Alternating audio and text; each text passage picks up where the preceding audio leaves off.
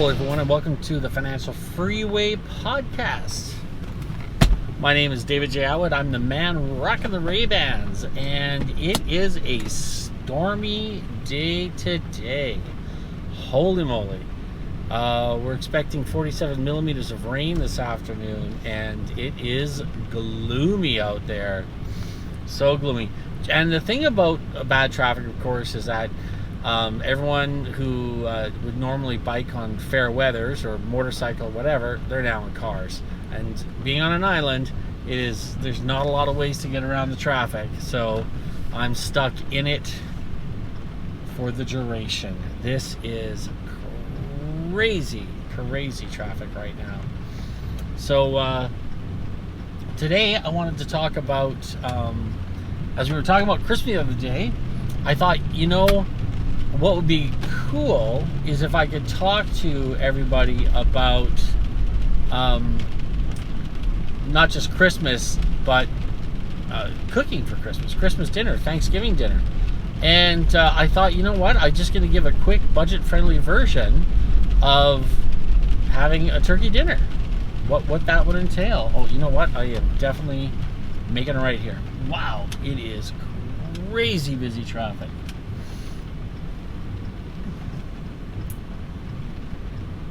So the first thing, cooking a turkey dinner is not as scary as a lot of people might think it is. It's pretty straightforward. When it comes to cooking a turkey, there's a couple of key things to remember. One is prep is everything. Think ahead. Time is everything.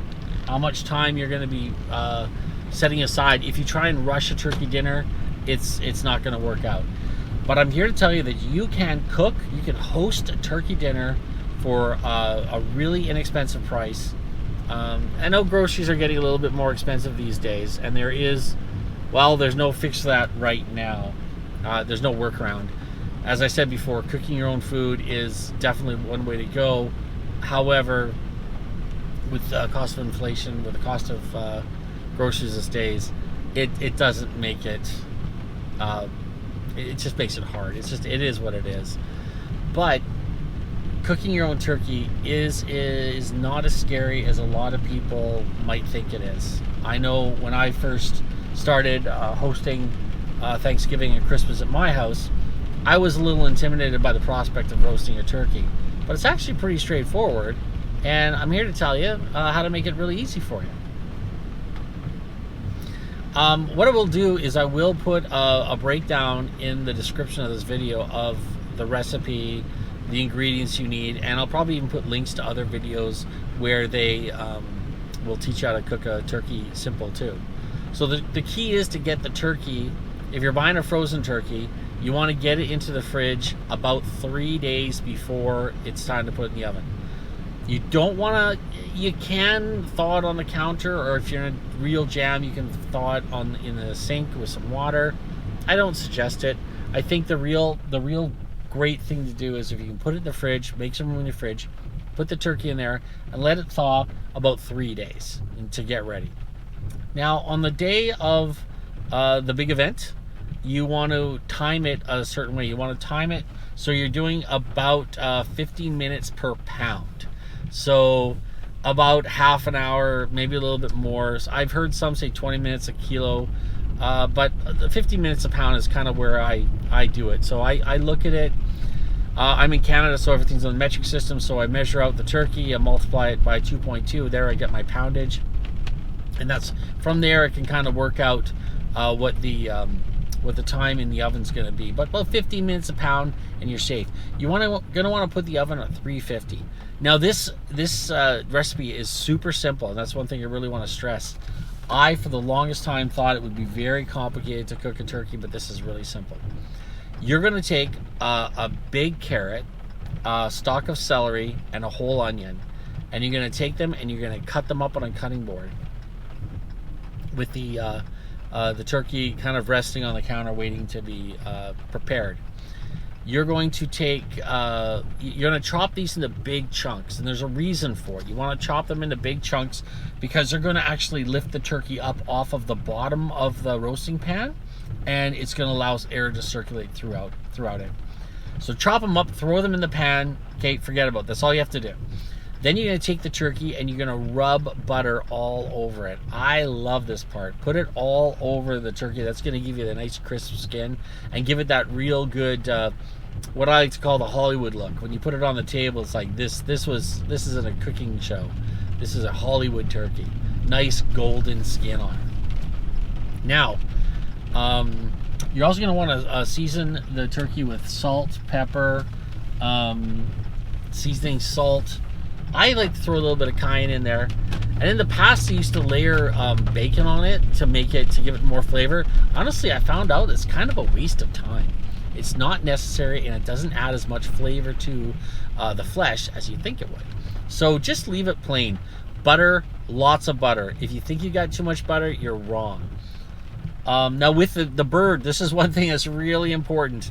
When you are preparing the bird, they are going to put in the cavity, there's probably going to be the turkey neck, and in the neck cavity is probably going to be where the gizzards are. You want to take those out. Now we can use those for gravy using a giblet, make a giblet gravy, but we'll not talk about gravy today. Today we're talking about just simple roasting a turkey, getting that dinner on the table. So you've got, say you've got like 3 days to plan for this. This is what this is all about.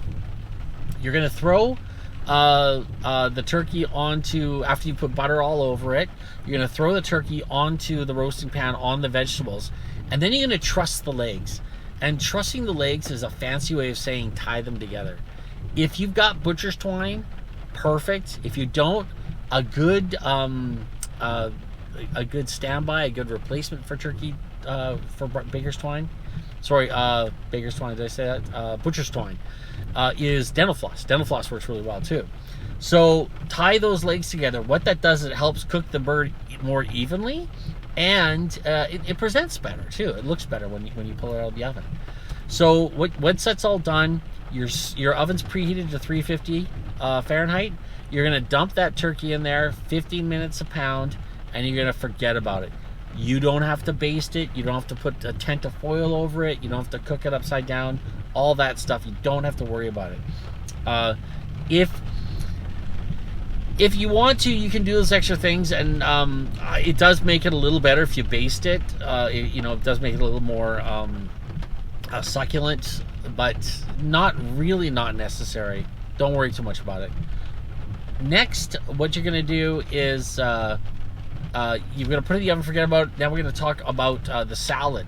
The salad for the dinner, make it really simple. Take a couple of heads of romaine, dice them up, throw them in a bowl. Make sure they're rinsed, because romaine's notorious for being a little bit gritty.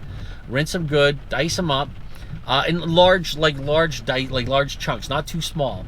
And then you're going to want to throw in some cranberries, dried cranberries. It really adds a lot of a festive element to it when you use dried cranberries. A couple of nuts, maybe some onion. I personally, that's what I like to do. And you're done. Moving on to potatoes. Simply gonna mash them, okay? So that's all we're gonna do. We're just gonna mash them. We're gonna add a little bit of cream, lots of garlic, lots of butter. Not too much. Don't make it too soft and whippy. You want a little bit of texture to it. Don't just cook them cook the potatoes, peel them and cook them, boil them until you push the fork in, the fork is nice and soft. You can feel it. And when it's a little bit, you want it firm but not too firm, then we're ready to rock and roll. So the next after that is the stuffing. Just go stovetop stuffing. Don't waste any time with trying to get some fancy recipes. Just go get some stovetop stuffing and be done with it. It's good enough. Now cranberry juice, or cranberry jelly, I should say. Cranberry for the little bit of festive flavor on it. The cranberry jelly is it's so easy. Cup of sugar, cup of water, bag of cranberries. Bring it to a boil, boom, there's your jelly. Bring it to a boil and let it simmer for about an hour. And then when it cools, you got a beautiful homemade cranberry jelly. Throw some cinnamon, throw some cloves, and a little bit of orange helps, actually. It makes it a little bit nice. So what do we got there? We got that. Oh, and the vegetable, very easy. String beans, saute them in butter, and throw in some almonds, some shaved almonds there. Oh, you will be the hit. Super quick, super easy. there it is. You got your main course, which is the turkey, the flesh. You've got your sides, your mashed potatoes, and your green beans, and your stuffing, your cranberry jelly. Boom, you're done. You want to be safe with a wine? Go with a white or a rosé. I find white goes really good with poultry. And just simple rule with wines: white meat, white wine; red meat, red wines. Very basic. You can get away with that. I have all my life. It's great. And for dessert, simple. Go to the store, buy a pumpkin pie. Buying a pumpkin pie these days is actually cheaper than making one yourself, unless you're growing your own pumpkins. That's it. It is just do it. They're so cheap. It's simple, easy, done. And there you go. There's your budget turkey dinner for Christmas or Thanksgiving. I hope I helped. I really hope I helped, because I know that they just helped me in the past to look up these things and find them online.